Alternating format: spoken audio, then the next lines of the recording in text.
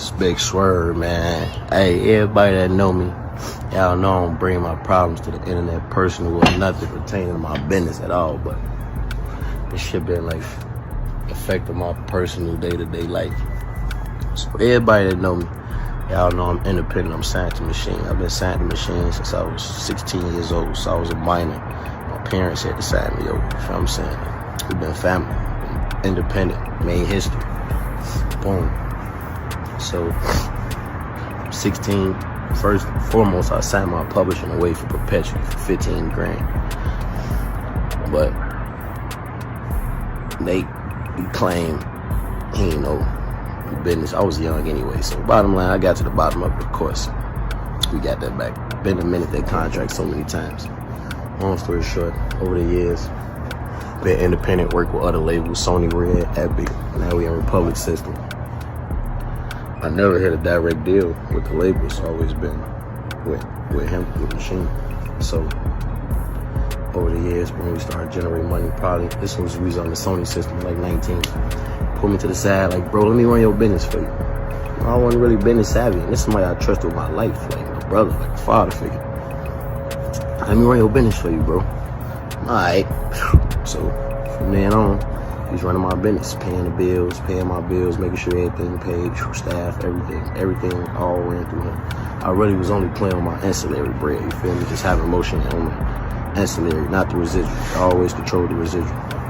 Long story short, 12 years later, I've been hearing rumors that I owe this money, right? That I owe him money. So, and I'm not just sweeping it under the rug. So, long story short, I go get up with him. I'm like, hey, bro, what's up with these numbers? Look at the numbers, one right. And started like just thinking. So recently, we had a meeting. Me, him, Mick, my old manager. Big Bro was in the room. Coffee was in the room. Big Bro was in the room. His brother was in the room, OB. And my brother Mason was in the room. So we just having a conversation amongst us because I wanted witnesses there. So I talked to him, looking in the app, bro, this ain't right, you ain't right. You always control my business, right? You always control the money, right, to him. So it's like, long story short, I'm like, man, bro, it ain't working. You always told me if it didn't work, you was gonna let me out of the contract. So boom, it ain't work. I come to him, man, let me out of the contract, sign me out. He signed me out, 3 copies. But, thing is, I was about to really let him manipulate me because he's good at this, to leave out without nothing and just go back and forth between my lawyer and his lawyer, which we are still doing anyways. But I'm like, nah, I already had something drafted. I'm like, you have to sign this in good faith. So after we leave the meeting, after we finna leave the meeting, everybody outside, Mick, Coffee, and Macy still outside. I'm just thinking I'm outside with him, I'm talking. I'm like, nah, bro, he gotta sign what I have right here. I'm in my head saying this, like, because I know him. Go back in the room with his brother having the first conversation. I said, brother, for me, you gotta sign this out of good faith. For me. And we had figured out through the lawyers, of course, you know, of course he did it. Signed 3 copies. Boom. Shake hands after everything. Leave. So now, after we finna do an audit and everything, because he know he did bad. It's a long video. It's going to almost 4 minutes. I'm about to sum it up. So I've been getting these calls from like my criminal attorney in Boston. My criminal lawyer been calling me, which he paid. I paid almost a million on this case. That he paid because he paid my bills. My lawyer called me because they know each other. Like, man, could you call him? He was using like a tactic with Esther. He's saying I made him sign his contract under duress, and he's trying to like get me arrested for it. And I'm like, he got me blocked. My lawyer like, can you call him? I try to call him on through. I'm like, can you call him? Like, you know what I'm saying? Got me blocked. But he's using these tactics, these manipulative tactics to take advantage. So I'm just coming here to say, like, you can't win, you know? And all artists, young artists, you gotta stand your ground, man, with what's right, you know what I'm saying? And I'm blessed to be able to do this, you know what I mean? Have the resources to be able to still provide for myself, my family, go to war in this way, the right way, the legal way. What's up, family? Welcome back to UTL TV, the realest blog in Michigan. Hit that like button, hit that subscribe. And listen, today we're going to speak about this G Herbo situation, and I want to give my conscious perspective on what's going on. Because a lot of these young artists get swept up off the streets And they get put in these rooms with these individuals to sign these deals. And like he said, sometimes your parents sign you over. You get what I'm saying? Because you may be too young at the time. And Herb was 16 at the time when he signed the deal. You know what I'm saying? And he had a lot of people around him. You got to understand with this industry, what it brings out the vultures. It brings out the snakes, the backstabbers, the slime balls. Let the beat build. These individuals crowd around watching for you to drop a crumb so they can snatch it up and run off with it. You get what I'm saying? He allowed someone he felt was a father figure, family, to be in control of his finances, not knowing this individual was probably greedy. You get what I'm saying? This individual was probably greedy and probably didn't have the best, interest when it came to G Herbo. You know what I'm saying? When it came to his finances and him being able to take care of his family, his well-being. A lot of these guys don't have your best interest. They are only around because you are a rapper. You bring the fame. You bring the money.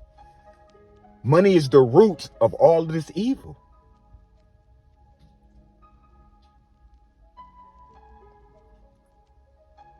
Why do you think I left the whole industry music stuff alone? I got music with some of the best artists, some of the biggest artists that's coming out of Michigan right now. From YJ, AK Bandamont. Like, come on, man. I'm from out of Flint. But once I seen the fake friends, the envy, the evil being a rapper brings, I left it alone. I left it alone. Because I know that there's a door. I know that there's a door that you're going to have to go through. Shout out Hassan Campbell too, man. That's my guy. I know that there's a door. And most people are going to take that door. Now, what do you think that guy would do if the industry hit him with $1 million, $500,000? Herb don't want to sign that deal. We need to get Herb out of the way. Yeah, he don't want to sign over. He don't want to, he want to keep his masters. He don't want to sign on to us for another 3-4 years. So, you know what I'm saying? We're going to need you to set this up and get him. These are the type of individuals around you that set up the play. Just like Pop, Big, Pop Smoke, Nipsey, PNB Rock, King Von.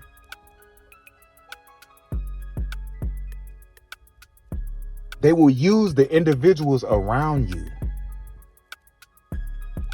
to set the sacrifice. As soon as you decide you don't want to take that door.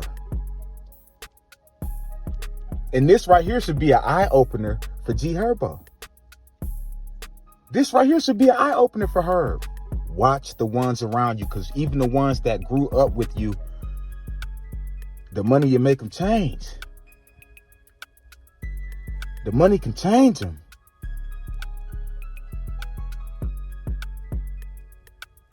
And that's facts, man.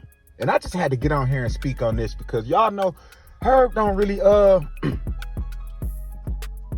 come out of character and get on the internet spreading this business or none of that. You feel me? Herb still kind of seem independent, if you ask me.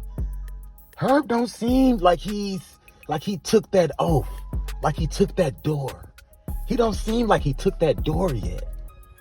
He seems like he's still independent and fighting to the, you know what I'm saying? And fighting a good fight.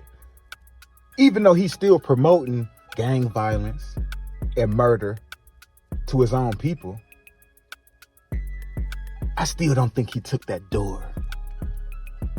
Because he'd be way bigger than he is now. Herb is a phenomenal lyricist. Can tell a story. I mean, he's talented beyond, you know what I'm saying? So if yeah, he's supposed to definitely be up there, but I don't think Herb took that oath and went through that door. Because he's still around the same guys. He ain't nobody got sacrificed on Herb's side yet, from what I see, you know? So, I mean, you know, I just look at this, man, and then I think if he was signed to a big label and mainstream, like, I feel like they would probably appoint you a financial manager when you walk through that door, because they need control over everything, you know? So it just get crazy, man. That's why I tell y'all, stay independent, man. And I wouldn't even tell y'all to be pushing no music right now in this time, man, because if you do, keep it dolo. You feel what I'm saying? Stay out the way. Watch the individuals that's around you. Discernment is key when you in the streets and when you dealing in this industry. So y'all need to start paying attention.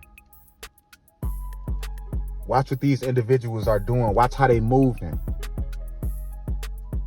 A lot of these street cats, a lot of these gangs, a lot of these guys don't have your best interest. That's why I left it alone. These guys will slime you out and leave you laying face down in a pool in your own blood. And then go talk to your moms about it at the funeral. It's a door. And most people don't have the moral compass to stay independent, to stay faithful, to stay locked in, to stay loyal, to follow the commandments of the Most High, to abide by universal law. But that's all I wanted to get on here and say, man. Make sure y'all hit that like. Make sure y'all hit that subscribe. And UTL TV, I'm out.